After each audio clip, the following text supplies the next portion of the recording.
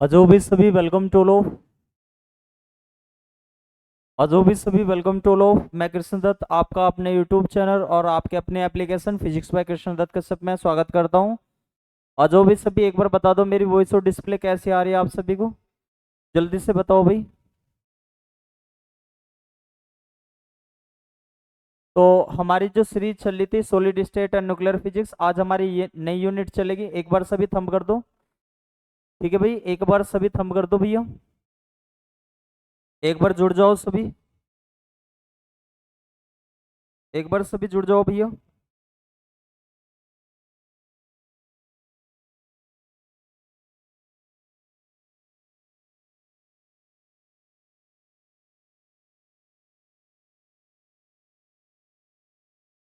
बहुत बढ़िया भाई, बहुत बढ़िया।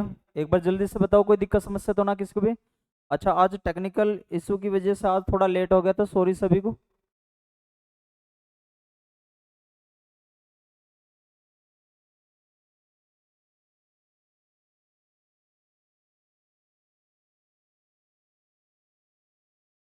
जय श्री राधे कृष्णा भाई।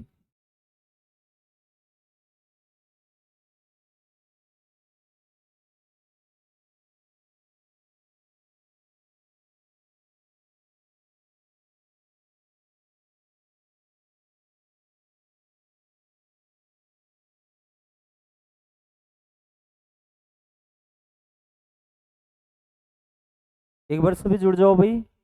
अभी कुछ स्टूडेंट पूछ रहे हैं कि कब इस क्लास स्टार्ट होगी। स्टार्ट है भैया। एक बार जल्दी से जुड़ जाओ। और आज एक हम भैया नई यूनिट के बारे में पढ़ेंगे भैया। हमारी जो यूनिट थी वो लास्ट टाइम पे फर्स्ट यूनिट खत्म हो गई थी। ठीक है भैया, आज हमारी नई यूनिट चलेगी थी।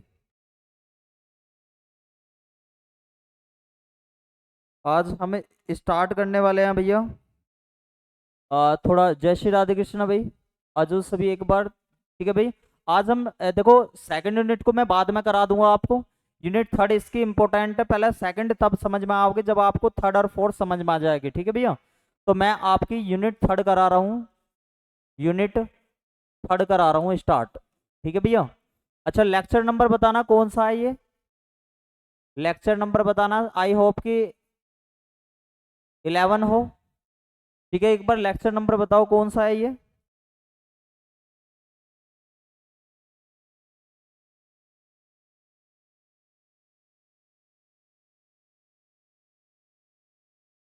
और लेक्चर 11 होगा शायद ये। ठीक है भाई, लेक्चर 11 होगा। ये लेक्चर 11 है भैया। ठीक है, इसमें यूनिट थर्ड पढ़ेंगे भैया हम। और यूनिट थर्ड में हमें कौन कौन सी चीजें पढ़नी है। तो सबसे पहले हमें चैप्टर पढ़ना है ये वाला topic, journal journal properties of journal properties of journal properties of nucleus. भैया न्यूक्लियस के बारे में पढ़ेंगे अच्छे से। General property of nucleus. दूसरा हमें इसमें पढ़ना भैया न्यूक्लियर फोर्स के बारे में। न्यूक्लियर फोर्स के बारे में चीजें देखेंगे भैया एक बार। ठीक है। और तीसरा हमें पढ़ना है भैया न्यूक्लियर मॉडल के बारे में। कितने टाइप के न्यूक्लियर मॉडल होते हैं। कितने टाइप के न्यूक्लियर मॉडल होते हैं भैया। और इसमें चौथा चैप्टर जो काफी इंपॉर्टेंट है भैया आपका, नेचुरल रेडियो एक्टिविटी। उसके बारे में अच्छे से पढ़ते हैं भैया। Natural radioactivity, radioactivity, इन सब के बारे में पढ़ते हैं भैया। ठीक है। तो आ जाओ सभी, एक बार जुड़ जाओ सभी, एक बार थंब कर दो भैया। ठीक है, फिर आगे बढ़ते हैं। तो मैं आज बहुत शुरू से ही आपको बेसिक कंसेप्ट बता दूं, चाहे आपने कभी ये पढ़ी हो या ना पढ़ी हो। चलो, मैं आपको कुछ ये सारी चीजें पढ़ने वाले हैं हम। तो सबसे पहले स्टार्ट करते हैं हम जनरल प्रॉपर्टीज ऑफ न्यूक्लियस से, यानी कि सामान्य गुण से। बहुत बढ़िया भाई, आ जाओ सभी, एक बार जल्दी से जुड़ जाओ। ठीक है भाई। ठीक है, ये देखते हैं जनरल प्रॉपर्टीज ऑफ न्यूक्लियस के बारे में पहले। ठीक है भैया। तो सबसे पहला टॉपिक देखते हैं हम जनरल प्रॉपर्टीज ऑफ न्यूक्लियस में। General properties of nucleus. General properties of nucleus.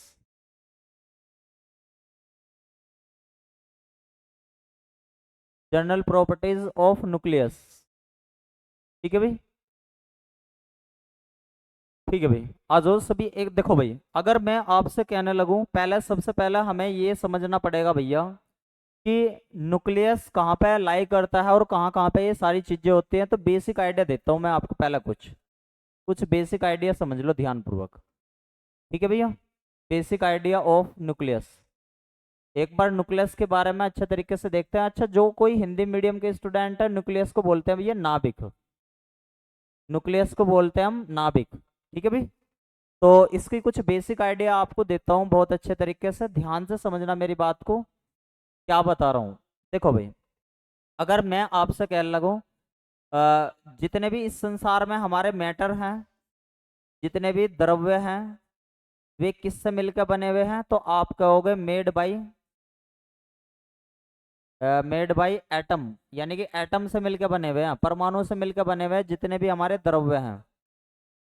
और परमाणु से मिलकर क्या बनता है, जल्दी से बताओ, एटम से मिलकर क्या बनता है, मैटर से तो मिलकर क्या बने, एटम बने।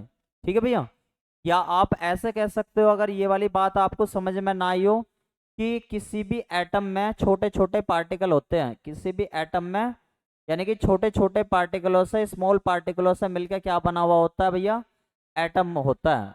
ये क्या है, मतलब हमारा एटम है, परमाणु है, एटम है, परमाणु है, और इसके अंदर क्या है, ये स्मॉल पार्टिकल है, बहुत सूक्ष्म कण है, स्मॉल पार्टिकल है भैया, यानी कि सूक्ष्म कण है, सूक्ष्म कण। ठीक है, कोई दिक्कत समस्या ना है तक। अगर मैं आपसे कहूँ एटम और एटम मिलके क्या बनते हैं, तो जल्दी से कमेंट करके बताओ भैया, एटम और एटम मिलके क्या बनते हैं आपस में, यानी कि परमाणु प्लस परमाणु मिलके क्या बनते हैं, परमाणु प्लस परमाणु मिलकर क्या बनते हैं, जल्दी कमेंट करके बताओ। तो आपका आंसर आना चाहिए मॉलिक्यूल, यानी कि अणु बनता है, यानी कि परमाणु और परमाणु दोनों मिलकर क्या बनता है भैया, अणु बनता है, बिल्कुल सही बताया। जैसे ये, अगर आपको दो तीन चीजों में और डिफरेंस बताता हूँ मैं अच्छे तरीके से, तो ये वाली सारी बात आपको बिल्कुल क्लियर होगी होगी। ठीक है भाई, साथ साथ मेरे नोट करते रहो, आपको बहुत अच्छा तरीके से सारी चीजें क्लियर होती चली जाएंगी। अगर यहाँ तक सभी ने नोट कर लिया हो तो सभी एक बार थंब कर दो भैया। ठीक है, फिर आगे चलते हैं। अगर सभी ने नोट कर लिया हो तो फिर आगे चलते हैं भैया, आ जाओ सभी जल्दी, जल्दी से थंब कर दो अगर यहाँ तक की बात नोट कर लियो। भैया साथ साथ में आपको पीडीएफ मिल जाती है, ज़्यादा ज़बरदस्ती करने की जरूरत ना है, मान लो तार नहीं तारना, समझ लो चीज़ों को बहुत बढ़िया तरीके से। अगर मैं आपसे कह लगूँ, मेरे पास तीन चीज़ लिखी हुई है, मान लो एक एच लिखा हुआ है, एक H2 लिखा हुआ है। ठीक है भैया, इस प्रकार से लिखी हुई है, तो इसे हम क्या बोल लेंगे, H को। तो आप कहोगे ये हाइड्रोजन का क्या है, हाइड्रोजन का क्या है, एटम है, हाइड्रोजन का क्या है भैया, एटम है। और इसे क्या कहोगे आप, हाइड्रोजन का मॉलिक्यूल है, क्या कहोगे भैया इसे, हाइड्रोजन का मॉलिक्यूल, हाइड्रोजन का अणु। इसे बोल लगे हाइड्रोजन का भैया ये परमाणु है, हाइड्रोजन का ये इसे बोल लेंगे परमाणु। और भैया ये हाइड्रोजन का क्या है, ये हाइड्रोजन का अणु है, हाइड्रोजन का अणु है। ठीक है, ये वाली बात आपको क्लियर होगी। इस प्रकार से आप कह सकते हो हाइड्रोजन का, हाइड्रोजन के दोनों एटम मिलके क्या बनाया इसने, मॉलिक्यूल बनाया। ठीक है भैया, हाइड्रोजन के एटम ने, हाइड्रोजन के एटम ने, और ये दूसरे वाला भी क्या है, हाइड्रोजन का एटम है भैया हमारा, और इन्हें इसने मिलके क्या बनाया, हाइड्रोजन का मॉलिक्यूल बनाया, हाइड्रोजन का मॉलिक्यूल बनाया। ठीक है, ये तो हमारा अभी कुछ बेसिक आइडिया है, यहाँ से कुछ तो क्वेश्चन बनना नहीं। ठीक है, अब यहाँ से कुछ ध्यानपूर्वक चीजें समझेंगे मेरी बात को, यहाँ से बहुत काम की बात चलेगी भैया आपके। अगर मैं आपसे कह लगूं कि भैया एक बात बताओ, आपने एक चीज पढ़ी होगी बहुत बढ़िया तरीके से, कि मान लो कोई भी एटम है, चलो अगला पेज ले लेते हैं। मान लो सपोज करो कोई भी एटम है, कोई एटम मान लो ये है, एटम है इसका, ये क्या है, कोई भी एटम है हमारे पास में, ठीक है, कुछ इस तरीके का। अच्छा कोई आपसे पूछा लगा एटम कहाँ पे मिलता है, तो हर चीजों में मिलता है एटम भैया। तुम में भी है, मुझ में भी है, भगवान में भी, सब जगह में एटम है, ठीक है। इस संसार की प्रत्येक चीज में क्या है, एटम है, ठीक है। और इसके मिड में एक छोटा सा हिस्सा होता है, छोटा सा हिस्सा होता है, जिसे क्या बोला जाता है, इस वाले हिस्से को, जो बीच का हिस्सा है, इसे क्या बोला जाता है, न्यूक्लियस बोला जाता है। क्या बोलते हैं, इसे न्यूक्लियस बोला जाता है, इसे क्या बोला जाता है, नाभिक। क्या बोला जाता है, नाभिक। और इसके चारों तरफ क्लाउड एरिया में क्यों कौन चक्कर लगाते रहते हैं, ये हिस्सा, इसके, ये क्या है, न्यूक्लियस है, इसके चारों तरफ इसकी ऑर्बिट में कौन चक्कर लगाता रहता है भैया, इसके चारों तरफ कौन चक्कर लगाता रहता है, अपनी अपनी ऑर्बिटों में, ठीक है, अपनी अपनी ऑर्बिटों में क्या कौन चक्कर लगाता रहता है, इलेक्ट्रॉन। मान लो ये 2 इलेक्ट्रॉन हैं, इसमें ये इस तरीके से 8 इलेक्ट्रॉन होंगे, ठीक है, कुछ इस प्रकार से, ठीक है, अपने अपने उसमें। अगर मैं आपसे कह लगूं कि भैया न्यूक्लियस, न्यूक्लियस के अंदर, नाभिक के अंदर क्या होते हैं, न्यूट्रॉन और प्रोटॉन होते हैं, क्या होते हैं भैया, न्यूट्रॉन और प्रोटॉन। और यहाँ पर कौन चक्कर लगा रहा है, इनके न्यूक्लियस के चारों तरफ कौन चक्कर लगा रहा है, इलेक्ट्रॉन। कौन चक्कर लगा रहा है भैया, इलेक्ट्रॉन, ठीक है।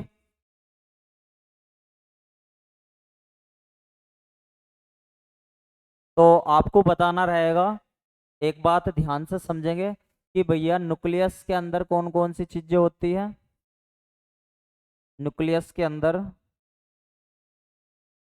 न्यूक्लियस के अंदर, नाभिक के अंदर कौन कौन सी चीजें होती है, नाभिक कंसिस्ट किन चीजों को करता है, तो आपको बताना है भैया, एक तो न्यूट्रॉन को, न्यूट्रॉन को, और दूसरा किसको करता है, प्रोटॉन को, ठीक है भैया। किससे करता है, न्यूट्रॉन को, न्यूक्लियस किसे किसे रखता है अपने अंदर, न्यूट्रॉन को और प्रोटॉन को। अच्छा एक बात बताओ, ये आपका इंपॉर्टेंट क्वेश्चन भी आपसे पूछा जाता है कि भैया न्यूक्लियस के अंदर, अंदर कौन कौन सी चीजें होती है, न्यूट्रॉन और प्रोटॉन होते हैं, ठीक है। अगली बात, और आपसे एक बात और पूछ लेगा कि भैया एक बात बताओ कि न्यूट्रॉन पे चार्ज कैसा होता है, जल्दी से बताओ, न्यूट्रॉन पे चार्ज कैसा होता है, कमेंट करो भैया जल्दी से, ठीक है। और प्रोटॉन पे चार्ज बताओ कैसा होता है, प्रोटॉन पे चार्ज कैसा होता है, तो आप कहोगे न्यूट्रॉन जो है कैसा होता है, चार्ज लेस होता है, कैसा होता है, चार्ज लेस, यानी कि आवेश रहित। कैसा रहता है भैया, यो आवेश रहित। और प्रोटॉन पे चार्ज कैसा होता है, आप कहोगे पॉजिटिव। तो एक बात मुझे बताओ सही तरीके से कि भैया, एक बात बताओ कि न्यूक्लियस एक बात बताओ, न्यूक्लियस के अंदर 2 चीजें होती है, न्यूट्रॉन और प्रोटॉन। तो न्यूट्रॉन पे तो कितना कैसा चार्ज है, चार्ज लेस है, और प्रोटॉन पे चार्ज कैसा है, पॉजिटिव। तो न्यूक्लियस को कैसा माना गया है, नाभिक को कैसा माना गया है, तो न्यूक्लियस पे कितना चार्ज रहा होगा, जल्दी से बताओ, नाभिक पे कितना चार्ज रहा होगा, जल्दी कमेंट करके बताओ, बहुत जल्दी से सभी एक बार कमेंट करेंगे कि भैया न्यूक्लियस ओवर, न्यूक्लियस किस प्रकार का चार्ज रहा होगा, तो न्यूक्लियस पे कितना कैसा चार्ज रहा होगा, तो न्यूक्लियस कैसा कैसा बना रहेगा, कमेंट करो भैया जल्दी से एक बार, न्यूक्लियस पे कैसा चार्ज रहेगा, नाभिक पर आवेश कैसा रहा होगा, तो नाभिक पर आवेश,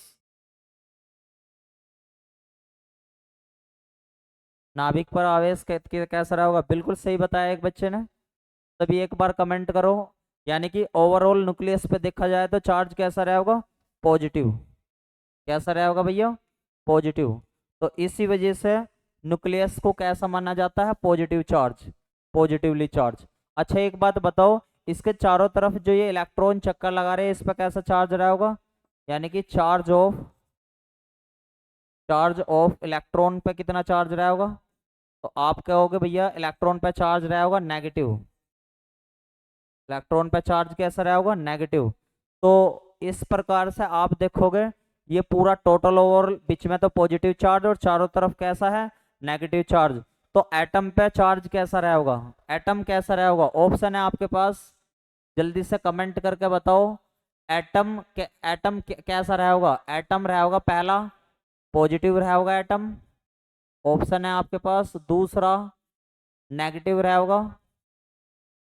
एटम कैसा रहा होगा? पॉजिटिव, नेगेटिव, या तीसरा न्यूट्रल? जल्दी से बताओ किस तरीके का रहा होगा, यानी कि परमाणु कैसा रहा होगा? परमाणु कैसा रहा होगा? जल्दी कमेंट करो, जल्दी से कमेंट करेंगे भैया सभी बताओ। एटम कैसा रहा होगा तो हमारा? आंसर आने स्टार्ट हो गए हैं भैया, जल्दी से बताओ सभी एक बार। एटम कैसा रहा होगा हमारा?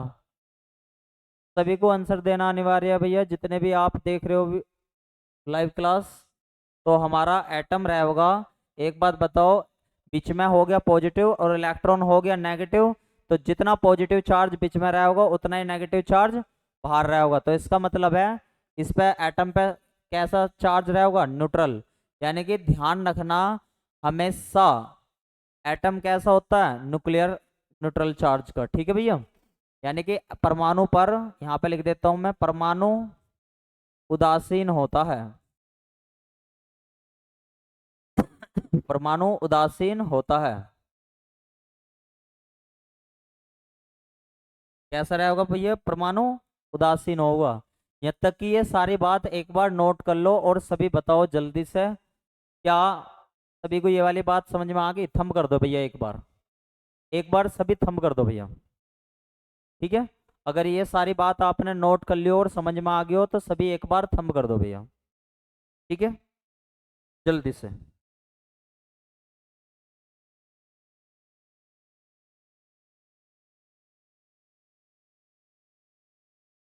जल्दी से सभी भैया एक बार थंब कर दो, फिर आगे चलेंगे।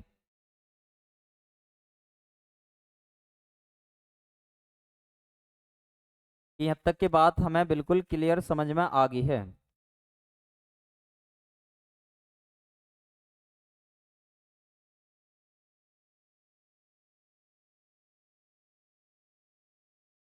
जल्दी बताओ भाई, सभी को थंब करना अनिवार्य है भैया, मुझे पता तो चलता रहे आप क्या क्या कर रहे हो।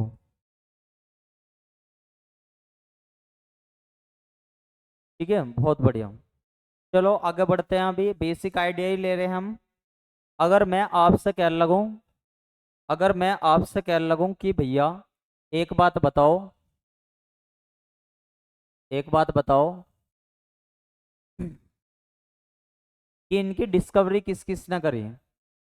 Discovery of, discovery of some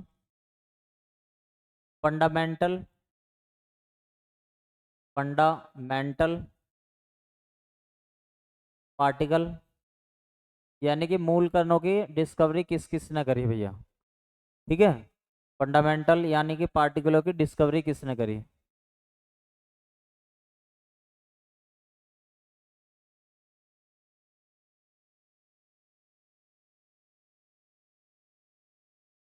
fundamental पार्टिकलों की डिस्कवरी किसने करी?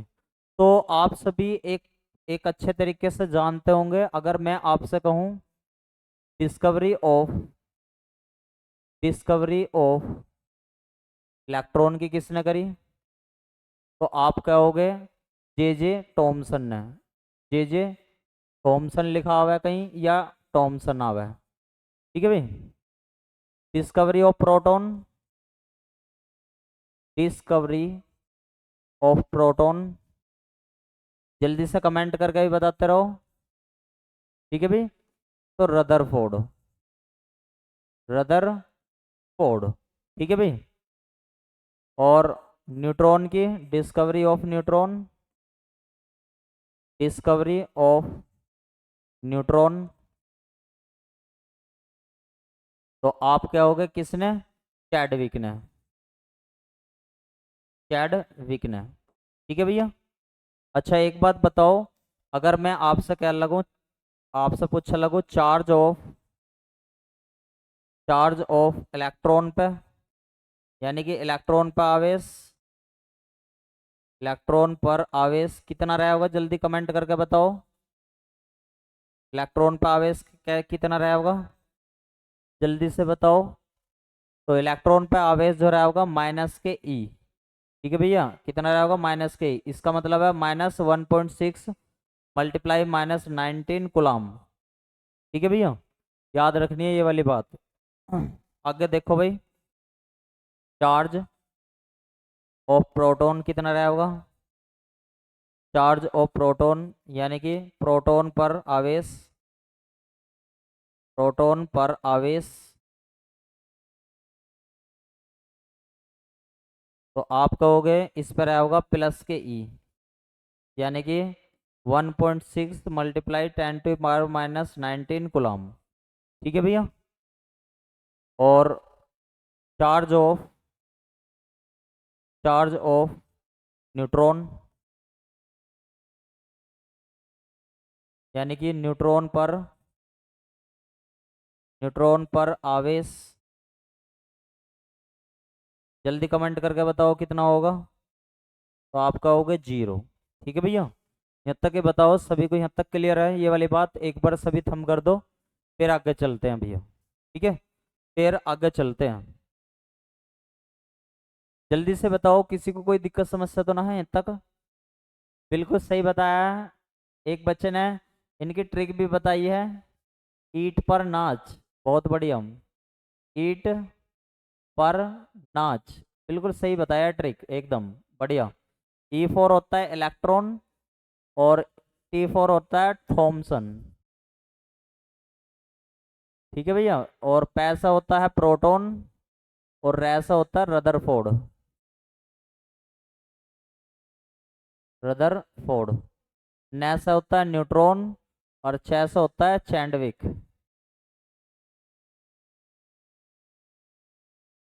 ठीक है भैया, बिल्कुल सही।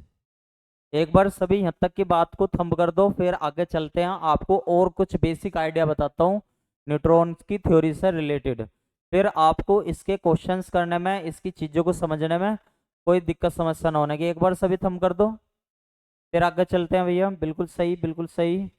ठीक है, आगे बढ़ते हैं। ठीक है जी, बहुत बढ़िया, बहुत बढ़िया। चलो आगे बढ़ते हैं। अगर मैं आपसे कहने लगा, कुछ और बेसिक आइडिया देता हूँ मैं आपको।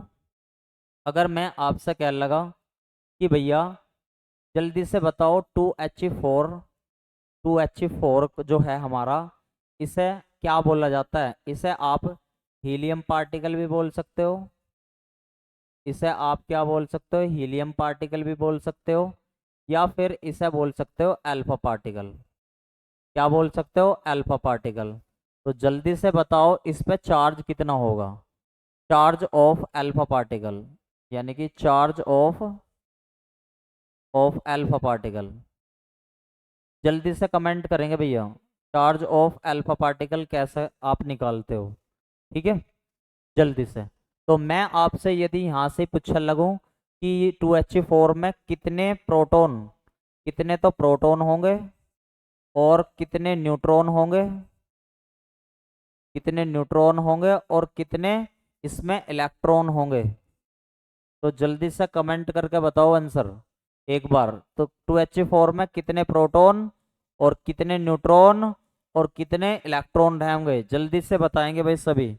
तो आपको पहचान कैसे करनी है, वे सारे कंसेप्ट मैं आपको अच्छे तरीके से बताता हूँ। देखो भाई, अगर मैं आपसे कह लगूँ प्रोटॉन को, आप क्या करोगे, यहाँ वाली संख्या को जेड, जेड से हम देखते हैं। और जेड क्या होता है हमारा, एटॉमिक नंबर, एटॉमिक नंबर यानी कि परमाणु क्रमांक।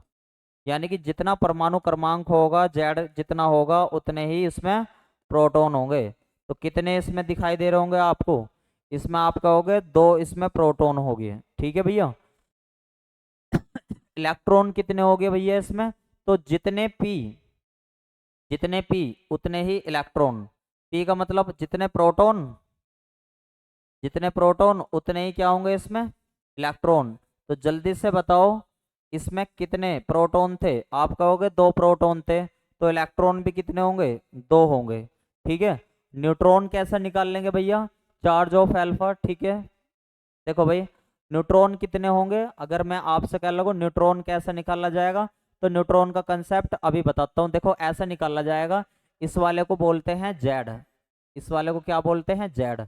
और यहाँ वाला नंबर ये क्या होता है, ये होता है ए। ये वाला क्या होता है, नंबर ए। तो एक फॉर्मूला है हमारे पास में, एक फॉर्मूला है A equal to Z plus N.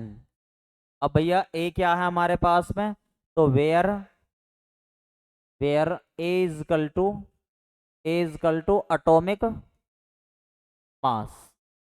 ठीक है भाई, द्रव्यमान संख्या है, क्या है, द्रव्यमान संख्या। ठीक है भैया। तो ए तो हमें पता है कितना है इसमें, 4। ए है इसमें 4, और जेड की वैल्यू कितनी दे रखी है इसमें, 2। तो एन क्या है, न्यूट्रॉन। एन वेयर एन क्या होता है हमारा, एन क्या होता है, न्यूट्रॉन। ठीक है भैया। तो यहाँ से एन की वैल्यू कितनी हो जाओगी, आप कहोगे एन की वैल्यू इसमें आ गई हमारी 2। क्या आ गई भैया, एन की वैल्यू इसमें आ गई 2। तो अल्फा पार्टिकल में 2 इलेक्ट्रॉन, 2 प्रोटॉन हो गए, 2 न्यूट्रॉन हो गए और 2 इलेक्ट्रॉन हो गए। अब मेन बात आती है कि अल्फा चार्ज पे, अल्फा पार्टिकल पे कितना चार्ज होगा। तो हम कैसे चार्ज की वैल्यू कैसे निकालते हैं, थोड़ा ध्यान देना मेरी बात पे। ठीक है। तो हम क्या देखते हैं, ये देखते हैं, भाई 2 दिखाई दे रहे हैं हमें, यानी कि प्लस के। यहाँ पे देखते हैं जेड ई का केस देखते हैं। तो जेड कितने दिखाई दे रहे हैं हमें इसमें, जेड कितने दिखाई दे रहे हैं, 2। और ई की वैल्यू कितनी होती है, आप क्या होगे 3.2, इसकी वैल्यू हो जाओगे 3.2 मल्टीप्लाई 3.2 मल्टीप्लाई 10⁻⁻19 कूलम हो जाओगी। ठीक है भैया। जल्दी से बताओ, कोई दिक्कत समस्या तो ना। एक बात और ध्यान से समझ लियो कि भाई जो यो अल्फा पार्टिकल होता है, ये इस पर यो कैसा होता है हमेशा, पॉजिटिव। कैसा होता है हमेशा यो, पॉजिटिव। ठीक है। जल्दी से बताओ, ये सारा स्टेटमेंट आपको क्लियर हो गया, एक बार सभी थंब कर दो भैया, एक बार सभी थंब कर दो यहाँ तक, कि कोई दिक्कत समस्या ना आप सभी को यहाँ तक। ठीक है, नोट कर लिया आपने सभी ने यो।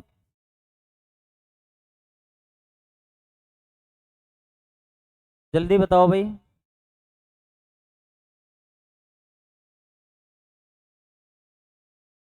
ठीक है, चलें आगे भाई। ठीक है, बहुत बढ़िया, आगे बढ़ते हैं। अगर मन ने आपसे कहा कि भैया एक बात बताओ मुझे, ठीक है, चलो एक क्वेश्चन देता हूं मैं। 7n14 में, 7n14 में आप ये बताओ कितने न्यूट्रॉन हैं, कितने न्यूट्रॉन हैं, जल्दी से बताओ आंसर एक बार। न्यूट्रॉन पूछ रहा हूं मैं आपसे, यानी कि n की वैल्यू पूछ रहा हूं। ठीक है। और इसका एटॉमिक मास पूछ रहा हूं, एटॉमिक मास। एटॉमिक मास को बोलते हैं भैया क्या, ए पूछ रहा हूं कितना होगा इसका। ठीक है। और यानी कि द्रव्यमान संख्या कह रहा हूं मैं, द्रव्यमान संख्या। ठीक है भाई। या इसे इसे एटॉमिक नंबर, दूसरा एटॉमिक नंबर यानी कि परमाणु क्रमांक, परमाणु क्रमांक। और परमाणु क्रमांक है, जेड की वैल्यू बताओ जल्दी से इसमें कितनी है। ठीक है, जल्दी से कमेंट करो।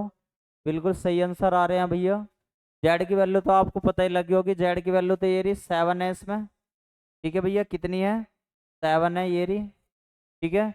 और न्यूट्रॉन कितने, और ये बताओ जल्दी से ए की वैल्यू कितनी है। तो आप कहोगे ए की वैल्यू इसमें कितनी दिखाई दे रही है, 14 दिखाई दे रही है। ठीक है। एन कैसे निकालते हैं, ऊपरले वाले में से सब्ट्रैक्ट करके, यहाँ पे कितना आ जाएगा, 7 आ जाएगा। ठीक है भैया, कोई दिक्कत समस्या तो ना है किसी को भी, बिल्कुल सही बताया भैया आपने। चलो इसमें नंबर ऑफ इलेक्ट्रॉन बताओ, number of electron, number of electron बताओ कितने हैं, जल्दी से बताओ। और नंबर ऑफ प्रोटॉन भी बताना, नंबर ऑफ प्रोटॉन। ठीक है, जल्दी से बताओ भैया। नंबर ऑफ इलेक्ट्रॉन कितने हैं, जल्दी से बताओ। नंबर ऑफ इलेक्ट्रॉन भी इसमें 7 है, और नंबर ऑफ प्रोटॉन भी कितने हैं, 7 है। ठीक है भैया, कोई दिक्कत समस्या ना, दोनों ही 7 है, बिल्कुल बढ़िया। ठीक है। अब कुछ और बेसिक आइडिया देता हूं मैं आपको, कुछ और बेसिक आइडिया जहां कहीं भी आपको प्रोटॉन दिखाई दे, प्रोटॉन को हम क्या लिखेंगे, स्मॉल पी से मतलब पी से दिखाएंगे, उसका फॉर्मूला रहा होगा 1H1। ठीक है भैया।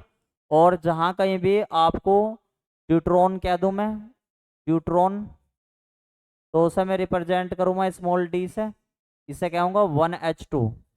ठीक है भैया। और टाइट्रॉन, टाइट्रॉन कहीं दिखाई दे जाए तो इसे मैं रिप्रेजेंट करूंगा स्मॉल टी से, तो इसे कहूंगा मैं 1H3। ठीक है भैया।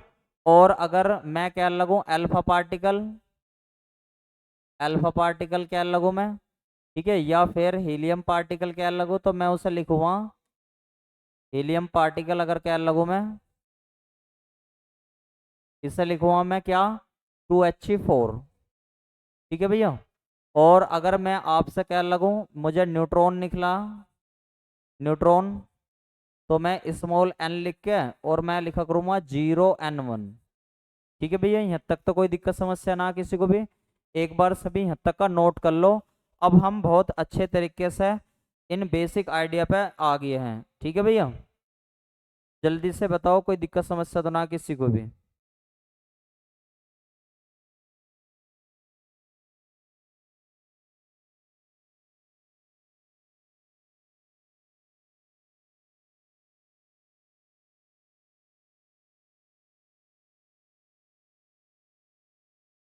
सर ट्राइटेनियम है या टाइट्रोन, कुछ भी लिख दो, टाइट्रोन या ट्राइटेनियम लिख सकते हो आप, ट्राइटेनियम, ट्राइटेनियम भी लिख सकते हो। ठीक है, कोई दिक्कत समस्या ना है। ठीक है, बिल्कुल बढ़िया। एक बार सभी ने नोट कर लिया हो तो थंब लिख दो, एक बार थंब कर दो भैया, फिर आगे चलते हैं।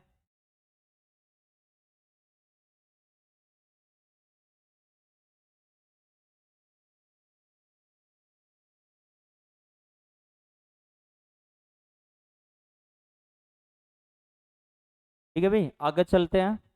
चलो, अब देखते हैं कुछ आगे, कुछ और स्टेप, बहुत बढ़िया तरीके से।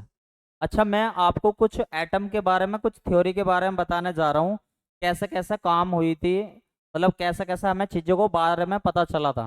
ठीक है, तो देखो, सबसे पहला एटॉमिक मॉडल जो आया, सबसे पहला जो एटॉमिक मॉडल आया किसने दिया, atomic model, first atomic model, जल्दी से बताओ किसने दिया था भैया, फर्स्ट एटॉमिक मॉडल दिया था किसने, जल्दी से बताओगे सभी, एक बार कमेंट करके अगर आप सही तरीके से पढ़ के आओगे। सबसे पहला परमाणु सिद्धांत किसने दिया, परमाणु सिद्धांत किसने दिया, जल्दी से बताओ। सबसे पहला परमाणु सिद्धांत, ये बेसिक कंसेप्ट है आपका, ठीक है, बिल्कुल सही बताया भैया आपने। सबसे पहला बेसिक कंसेप्ट किसने दिया, डाल्टन ने। ठीक है भैया, डाल्टन ने, डाल्टन ने दिया। और डाल्टन ने क्या बताया, थोड़ा ध्यान से समझना मेरी बात को। डाल्टन ने बताया कि जो एटम है वो नॉन डिविजिबल है। कैसा है, नॉन डिविजिबल है, यानी कि एटम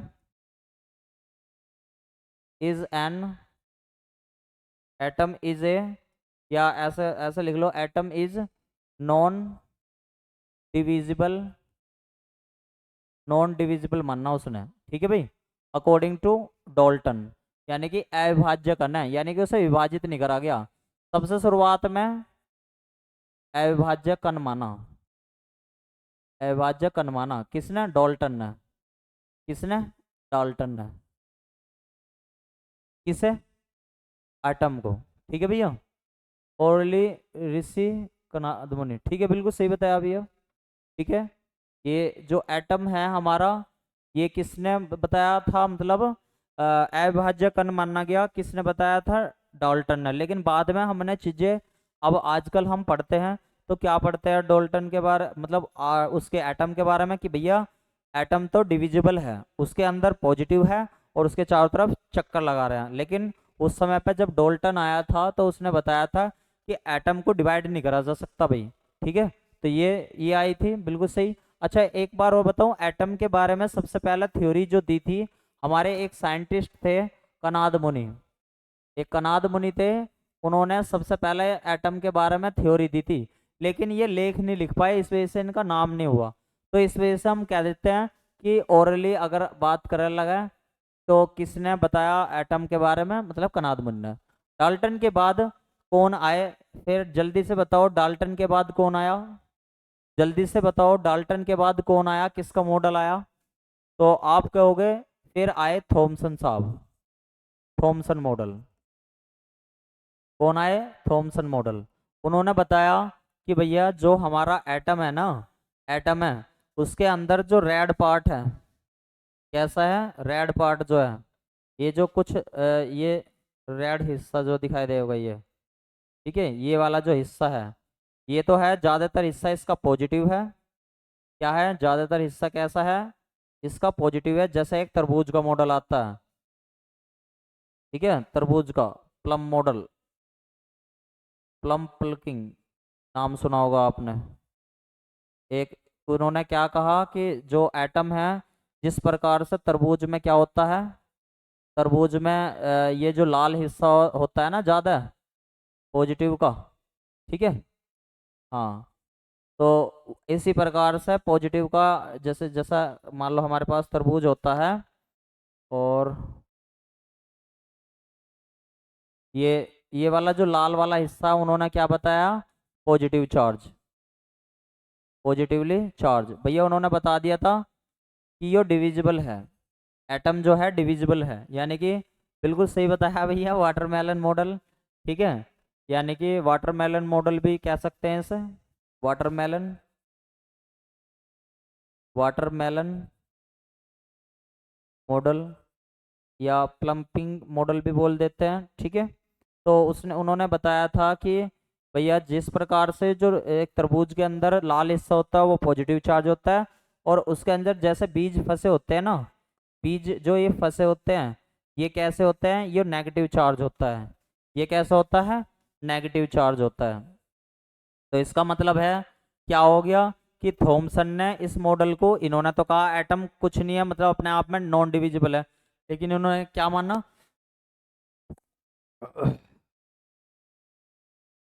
डिविजिबल माना, यानी कि विभाजित, विभाजित है, ठीक है भाई।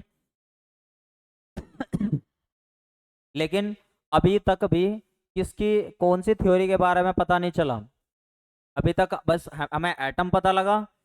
इसके अंदर उसने बताया कि थॉमसन ने बताया, क्या बताया भैया थॉमसन ने, कि पूरा लाल हिस्सा इस प्रकार से फैला हुआ है, जैसे तरबूज में फैला हुआ रहता है। लेकिन तुरंत इसके बाद एक साइंटिस्ट आए, बहुत बढ़िया वाले साइंटिस्ट, ठीक है। कौन आए, सबसे पहले आए हमारे, पहले नंबर पर आए डाल्टन, दूसरे पे आए थॉमसन, इसके बाद एक साइंटिस्ट आएंगे कौन, उनका नाम रहेगा रदरफोर्ड। क्या नाम रहेगा उसका, रदरफोर्ड। तो रदरफोर्ड ने अपनी क्या कहानी बताई थी, वे देखते हैं एक बार हम कहानी को उनकी, ठीक है भैया। रदरफोर्ड ने बताया कि भैया ऐसा ना है जैसे तुम कह रहे हो, ऐसा ना है कि चारों तरफ तुम्हारा ही राज रहा होगा, प्लस वाले का ही राज रहा होगा, ऐसा कुछ ना है। इसी वजह से उन्होंने क्या करा कि सबसे बिल्कुल इस संसार के ऐसे एटम को सिलेक्ट करा जो सबसे बारीक हो, ठीक है, जो सबसे बारीक हो। यानी कि उन्होंने एक सोने की पतली पत्ती पे ले, एक पतली पत्ती ली और उसे एक एटम माना, और इस पे किसकी बमबारी कराई, 2He4 की, यानी कि हीलियम की बमबारी कराई, ठीक है, अल्फा पार्टिकलों की बमबारी कराई। अल्फा पार्टिकलों की बमबारी इस वजह से कराई क्योंकि ये तो होता है कैसा, हैवी, कैसा होता है, हैवी होता है, ठीक है। और ये जो उसने थिन फिल्म ली थी, किसकी थिन फिल्म ली थी, बहुत थिन फिल्म ली थी, किसकी, गोल्ड की, गोल्ड फॉल, यानी कि यो दिखाना चाहता था वो कि भैया बिल्कुल हल्की से हल्की धातु पे यदि भारी धातु की, भारी पार्टिकलों की बमबारी कराई जाए, तो वो बिच के, वो ये देखना चाहता था कि इसके अंदर वो जो लाल हिस्सा बता के गए थे ना, कौन, वो जो थॉमसन बता के गए थे लाल हिस्सा, क्या वो चारों तरफ फैला हुआ है, इस बात को देखने के लिए उसने अल्फा कणों की बमबारी करी और पूरे इस सिस्टम को ना किसके अंदर बंद कर दिया, लेड चैम्बर के, किसके, पीबी चैम्बर के। क्यों, क्योंकि लेड चैम्बर ही क्या करता, ये जो अल्फा पार्टिकल है ना इसे ऑब्जर्व करता, ठीक है, लेड चैम्बर ही इनका क्या करता, ऑब्जर्व करता ना। तो ये अल्फा पार्टिकल इतने भारी होने के कारण नुकसान पहुंचा देते। ठीक है, उसने जैसे ही गोल्ड फॉइल पर बमबारी करी तो उसने देखा कि कुछ बस वैसा तो अगर बिल्कुल मान लो यहाँ से भेजे तो बिल्कुल पार होकर निकल गए, कुछ हिस्से में से पार होकर चले गए, मान लो बीच में से ही भेजे कुछ हिस्से में पार, लेकिन ज्यादातर पार्टिकल बीच वाले हिस्से में से टकरा कर वापिस आ रहे हैं। कुछ 90 डिग्री पे मुड़ जा रहे हैं ऐसे, कुछ इस तरीके से मुड़ जा रहे हैं। ठीक है, तो इससे उन्होंने क्या कंक्लूजन निकाल ले, थोड़ा ध्यान से समझियो। उन्होंने क्या कंक्लूजन निकाल ले, देखो भाई, रदरफोर्ड ने, ये वाली बात तो आपको क्लियर होगी। ठीक है, ये तो आपको क्लियर हो गया।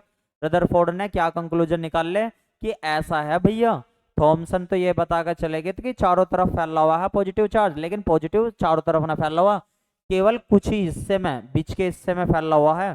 पूरा हिस्सा, ज्यादातर हिस्सा क्या है यहाँ का, बीच वाला हिस्सा कैसा है, मजबूत है, खोखला है, वो मजबूत है, बढ़िया तरीके से सुदृढ़ है, लेकिन बीच का हिस्सा कैसा है, खोखला है। तो इसका मतलब है पॉजिटिव चार्ज ज्यादा से ज्यादा, क्या है, पॉजिटिव चार्ज ज्यादा से ज्यादा क्या है, बीच के हिस्से में है।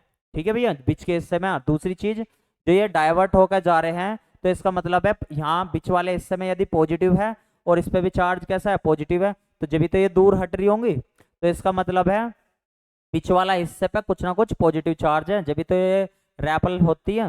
मान लो ये भी पॉजिटिव है और ये बीच वाला हिस्सा भी कैसा है, यहाँ पे बीच वाला हिस्सा भी कैसा है, यहाँ पे पॉजिटिव है, तो जब भी तो ये दूर दूर हट रही है इससे, और ये टकरा कर वापिस क्यों गई, वापिस क्यों गई, ज्यादातर जो है वापिस होकर चली गई, क्योंकि बीच का हिस्सा कैसा है, कब टकरा कर जाती है कोई भी चीज वापिस, जब वो बीच का हिस्सा बहुत भरा हुआ हो। ठीक है, कुछ ही हिस्से में से निकल कर गई आगे, क्योंकि कुछ हिस्सा इसका खोखला भी है। तो उन्होंने क्या बताया, रदरफोर्ड ने कंक्लूजन क्या बताया, थोड़ा ध्यान से समझेंगे। ठीक है भैया, रदरफोर्ड ने क्या कंक्लूजन बताया, रदरफोर्ड ने क्या कंक्लूजन बताया। ठीक है, न्यूक्लियस को लेके क्या कंक्लूजन बताया, उसने बताया कि भैया कोई भी एटम है, यदि कोई भी एटम है तो उसके बीच वाले हिस्से में ही क्या है, ऐसा नहीं है कि सारे हिस्से में वो न्यूक्लियस फैला हुआ है, उसके बीच वाले हिस्से में क्या है, पॉजिटिव चार्ज है, बीच वाले हिस्से में क्या है, ज्यादातर पॉजिटिव चार्ज है। ठीक है भैया, बीच वाले हिस्से में ही। ठीक है, और यदि इस पे हम +2He4 की बमबारी करते हैं इस तरीके से, तो ये वाला भी पॉजिटिव, तो ये वाला क्या होगा, रैपल कर जाओगा, क्या कर जाओगा, रैपल्सन कर जाओगा। ठीक है भैया, ये वाली बात तो आपको क्लियर होगी होगी बहुत अच्छे तरीके से। तो अच्छा, एक बात बताओ, अब एक आंसर दे दो मुझे जल्दी से। पहली जनरल प्रॉपर्टी यहाँ से चलेगी आपकी, फर्स्ट जनरल प्रॉपर्टी, यानी कि general property of nucleus, general properties of nucleus, और most important general properties of nucleus. ठीक है, जल्दी से कमेंट करके बताओ साइज ऑफ न्यूक्लियस क्या रहा होगा, साइज ऑफ न्यूक्लियस, कमेंट करो जल्दी से, जल्दी से कमेंट करेंगे भैया, साइज ऑफ न्यूक्लियस क्या रहने वाला है। यानी कि मान लो ये कोई एटम है आपके पास में, ठीक है, और ये है न्यूक्लियस बीच का हिस्सा, तो ये कितनी इसकी रेडियस होती है, जल्दी से बताओ, यहाँ से यहाँ तक की रेडियस कितनी होती है न्यूक्लियस में, ये वाली, जल्दी से कमेंट करो भैया। नाभिक का आकार कितना होगा, नाभिक का आकार, नाभिक का आकार, जल्दी कमेंट करो भैया जल्दी से। अच्छा, 10⁻⁻10, 10⁻⁻15 मीटर होगी, क्या होगी, जल्दी से बताओ। ठीक है भैया,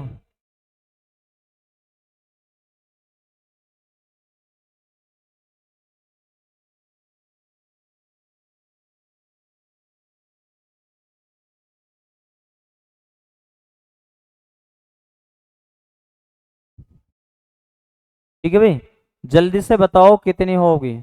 अगर मैं आपसे कह लगूं कि भैया साइज ऑफ न्यूक्लियस क्या रहा होगा, देखो कितना रहा होगा, यहाँ से यहाँ तक का 10⁻⁻15 मीटर, इतना रहा होगा, यानी कि यहाँ से यहाँ तक की जो डिस्टेंस रहा है 10⁻⁻15 मीटर रहा होगी। तो आप क्या कह सकते हो, 10⁻⁻15 मीटर को क्या एक टर्म्स और कह सकते हो, किस ऑर्डर की रहेगी, जल्दी से बताओ।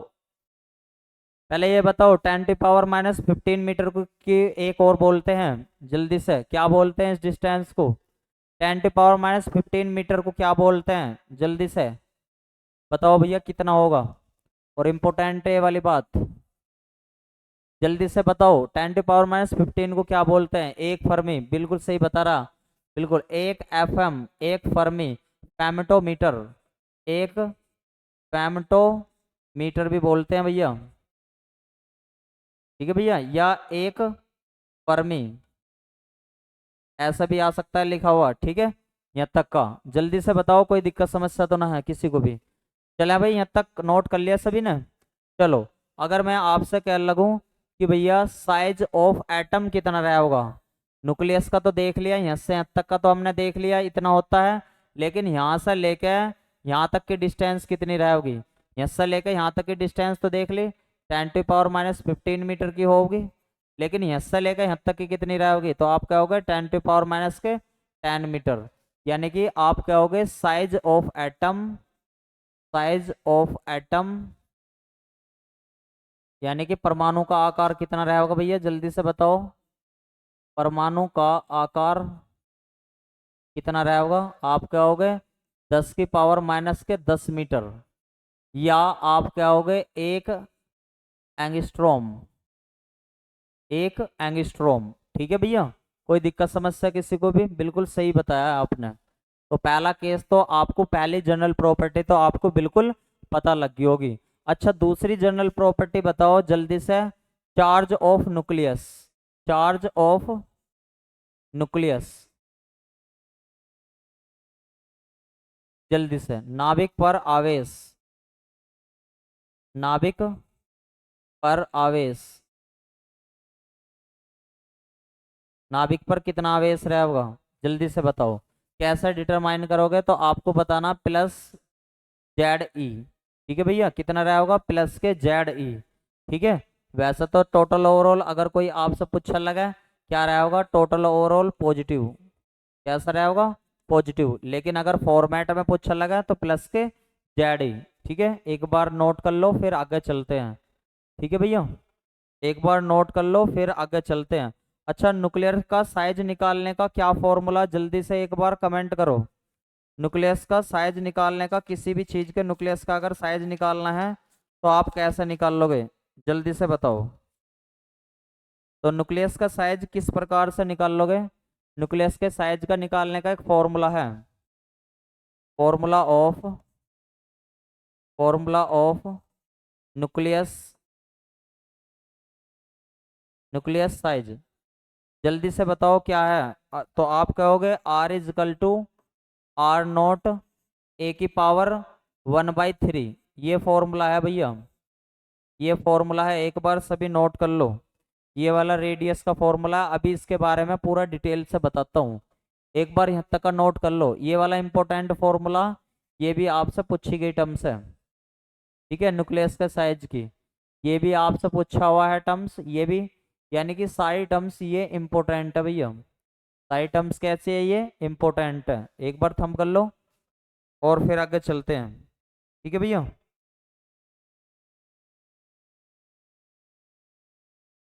ठीक है, देखो भैया, अगर मैं आपसे कह लगूं कि मेरा फॉर्मूला था R = R0 A⁻1/3, तो भैया इस R0 की वैल्यू कितनी होती है? तो आप कहोगे 1.3 × 10⁻15 मीटर, कितनी होती है?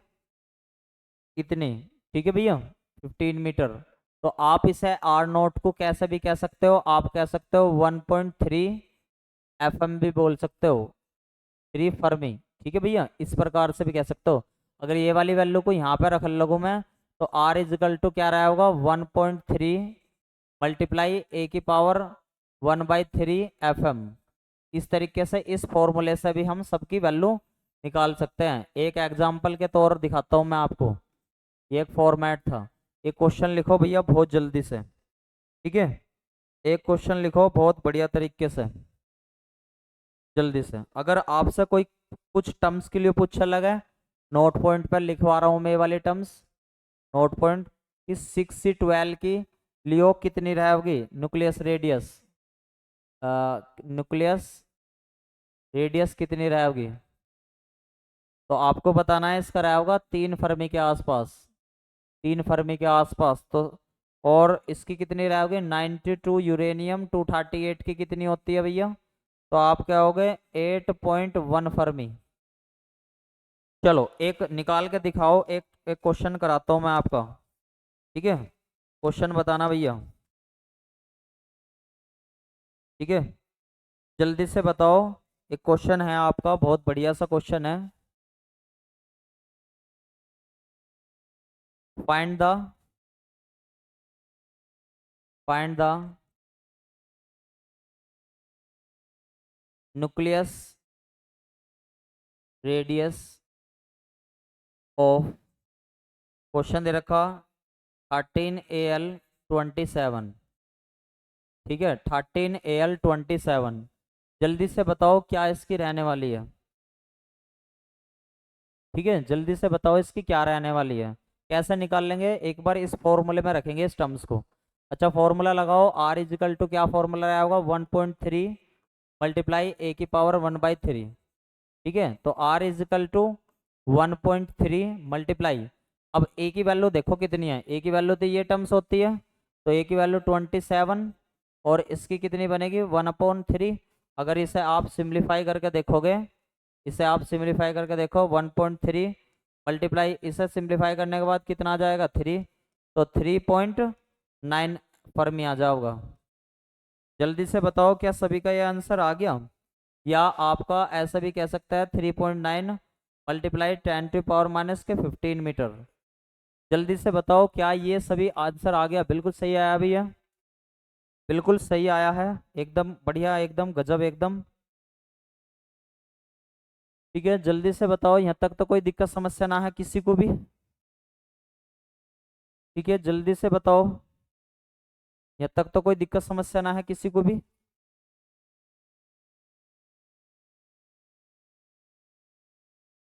जल्दी बताओ, कर लो करोगे ना इस तरीके से, एक बार सभी थम कर दो, फिर आगे चलते हैं। एक बार सभी थम कर दो। वैसे ऑनलाइन के बैच में तुम्हारा बैच सबसे ज़्यादा एनर्जेटिक है, सबसे बढ़िया तरीके से आंसर देते हैं, सबसे बढ़िया तरीके से सारी चीज़ें, और लास्ट तक ऑनलाइन रहते हो, बहुत बढ़िया लगता है तुम्हारे साथ में, ठीक है? बढ़िया तरीके से, ये ऑनलाइन का बैच सबसे बढ़िया है, ठीक है? बढ़िया एकदम, ठीक है भाई? नोट कर लो यहाँ तक का, फिर आगे चलते हैं, आगे बढ़ो भाई। अगर आपसे कोई पूछने लगा कि भैया न्यूक्लियर की शेप कैसी होती है, न्यूक्लियर की शेप कैसी होती है, यानी कि नाभिक का आकार कैसा रहा होगा, जल्दी से कमेंट करके बताओ। नाभिक का आकार कैसा होता है, तो ज्यादातर केस में आपने सुना होगा नाभिक का आकार कैसा होता है, स्पेरिकल होता है, लेकिन कहीं कहीं आपको इलिप्सॉइड भी देखने को मिलेगा, ठीक है भैया? कहीं कहीं आपको इलिप्सॉइड भी देखने को मिलेगा। तो ज्यादातर आपको इसका मोस्टली कौन सा मिलेगा, मोस्टली आपको स्पेरिकल साइज,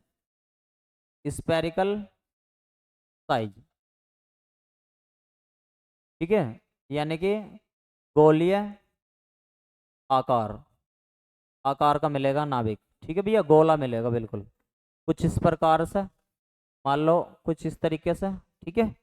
अब लेकिन ज़्यादातर कभी कभी मतलब बहुत रेयरली, रेयर के केस में, रेयरली तो आपको मिलेगा एलिप्स में, एलिप्सोइड, यानी कि दीर्घ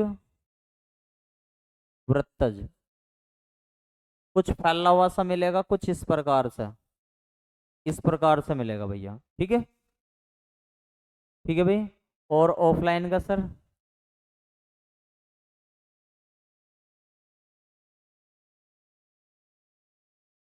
ठीक है भैया, चलो आगे आगे देखते हैं प्रॉपर्टी। अगला देखते हैं भैया न्यूक्लियर मास, न्यूक्लियर का कितना मास होगा, नाभिक का द्रव्यमान, नाभिक का द्रव्यमान कितना होगा भैया, वो देखते हैं। तो नाभिक का द्रव्यमान कितना होता है, कैसे निकालते हैं, तो थोड़ा ध्यान से समझना, समझना भैया। The mass the mass of the nucleus, the mass of the nucleus, formula लगा हुआ है Z M P plus N M N. ठीक है भैया, कितना होता है Z M P plus N M. क्यों होता है देखो एक बार ध्यान से। अगर मैं आपसे कह लगूँ ये एटम है और इसके अंदर क्या है, न्यूट्रॉन और प्रोटॉन है, तो भैया पहला किसका, पी वाले को तो मैंने कह दिया, पी वाले को तो मैंने कह दिया जेड का मास, ठीक है। और एन वाले को किसका कह दिया, इसका मास, ठीक है। तो यहाँ पे जेड किससे रिप्रेजेंट कर रहा है, जेड रिप्रेजेंट कर रहा एटॉमिक नंबर को, और एमपी किससे रिप्रेजेंट कर रहा, मास ऑफ प्रोटॉन को, मास ऑफ प्रोटॉन को, ठीक है। एन किसे रिप्रेजेंट कर रहा, किसे, न्यूट्रॉन को,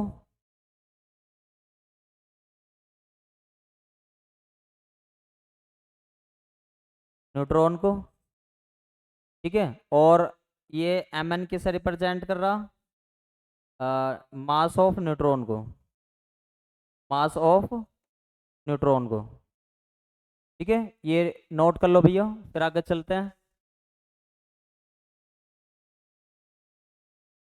बिल्कुल बिल्कुल।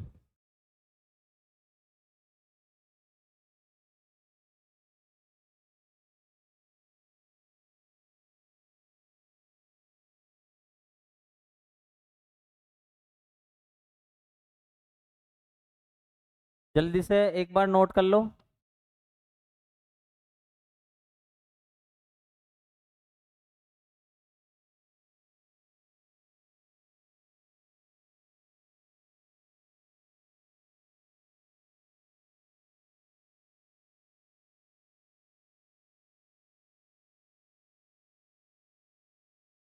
और जल्दी से बताओ, यहाँ तक तो कोई दिक्कत समस्या ना किसी को भी।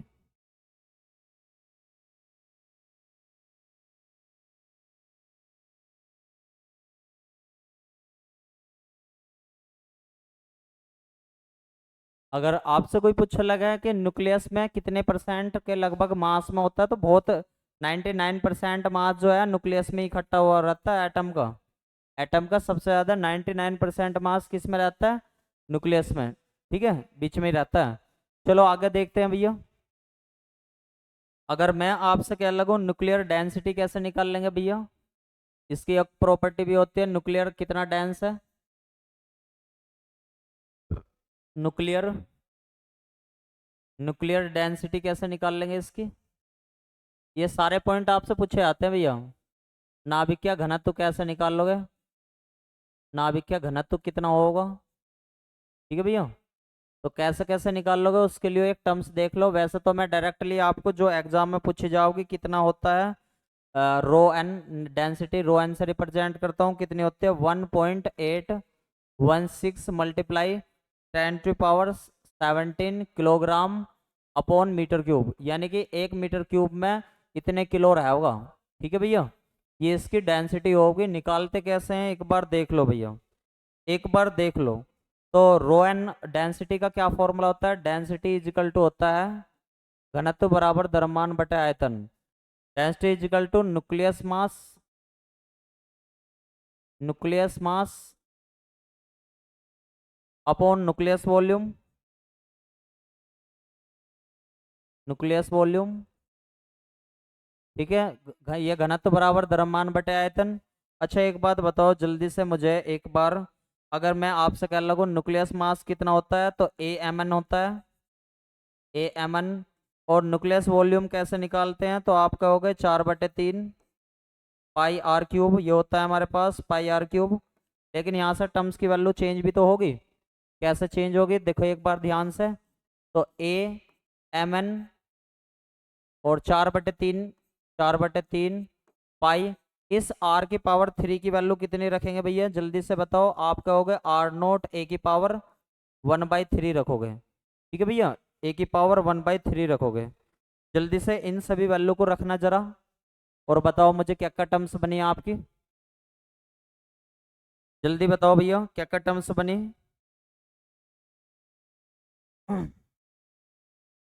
और यहाँ पे क्या है, ये क्यूब है, इसे अलग करोगे इस पे क्यूब आ जाओगे, इस पे से कट जाओगा, ए से ए कट जाओगा। तो यहाँ पे आपकी आ गई rho N equal to, rho N equal to A M N upon 4/3 pi R note की थर्ड बन जाएगा यो, और ये जब इस पे क्यूब जाएगा तो ए बचेगा यहाँ से, और ए से ए कट गया, तो रो एन की वैल्यू यहाँ से कितनी आ गई भैया हमारी, M N upon 4/3 pi. R note की वैल्यू बताओ जल्दी से कितनी होती है, तो आपने बताया था 1.3 मल्टीप्लाई 10⁻⁻15 कितनी होती है 3। अच्छा इनकी सबके इसका न्यूक्लियस का मास का फॉर्मूला यो एम एन की वैल्यू कितनी होती है, 1.6 मल्टीप्लाई 67 मल्टीप्लाई 10⁻27, और इस वाली वैल्यू को जब आप सिंप्लीफाई करोगे 3.14, और इस टर्म्स को आप सिंप्लीफाई करोगे तो आपको लगभग भी कितनी टर्म्स मिल जाओगे, जो मैंने ये वाली टर्म्स अपने लिख रखी है, कितनी ये वाली, तो रो एन की वैल्यू कितनी मिल जाएगी यहाँ से 1.8 मल्टीप्लाई 10⁻17, ठीक है भैया, किलोग्राम अपॉन मीटर क्यूब। तो ये न्यूक्लियस की डेंसिटी निकल के आ जाएगी, ठीक है भैया, न्यूक्लियस की डेंसिटी। जल्दी से बताओ, यहाँ तक तो कोई दिक्कत समस्या ना, पावर में 3 भी आएगा, कहाँ पर 3 आएगा, लिख दिया है, ठीक है भाई, कोई दिक्कत समस्या तो ना है। जल्दी से बताओ, यहाँ तक तो कोई दिक्कत समस्या ना है किसी को भी। तो आज इतना ही कराएं भाई, बाकी कल करा देंगे, ठीक है भाई, यहाँ तक कोई दिक्कत समस्या किसी को भी, क्लियर है सारी चीजें आज की। आज इतना ही कराएं, इतनी सारी चीजें आप पढ़ के आना अच्छे से, ठीक है भाई, सभी को ऑल द बेस्ट, ठीक है, ऑल द बेस्ट सभी को।